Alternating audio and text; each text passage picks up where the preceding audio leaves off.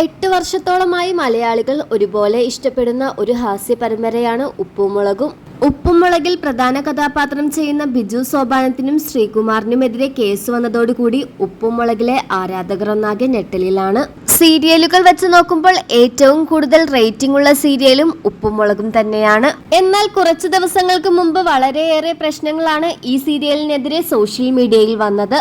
എന്നാൽ കഴിഞ്ഞ ദിവസം നിഷ സാരംഗ് വിവാഹിതയായി കഴുത്തിൽ താലിമാലയും നെറ്റിയിൽ സിന്ദൂരവുമായി ഒരു പൊതുപരിപാടിയിൽ എത്തിയിരുന്നു. അപ്പോൾ മാധ്യമപ്രവർത്തകരോട് ഇനി മുതൽ താൻ ഉപ്പും മുളകിൽ ഉണ്ടാകില്ല എന്ന് നിഷ വെളിപ്പെടുത്തിയിരുന്നു. ഭർത്താവുമായി വേർപിരിഞ്ഞപ്പോൾ മറ്റൊരു വിവാഹ ജീവിതത്തിലേക്ക് കടക്കാൻ നിഷ തയ്യാറായിരുന്നില്ല. മക്കളായിരുന്നു തന്റെ പ്രഥമ പരിഗണനയെന്നും അവർക്ക് വേണ്ടിയാണ് താൻ ജീവിച്ചതെന്നും താരം വ്യക്തമാക്കിയിരുന്നു.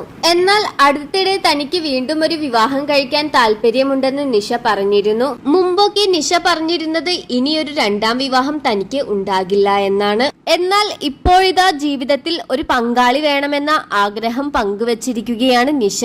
ജീവിതത്തിൽ ഒരാളും കൂടി വേണമെന്ന ആഗ്രഹം ഇപ്പോൾ തോന്നി തുടങ്ങിയിട്ടുണ്ട്. എനിക്ക് പറയാനും എന്നെ കേൾക്കാനും ഒരാൾ എനിക്ക് വേണം.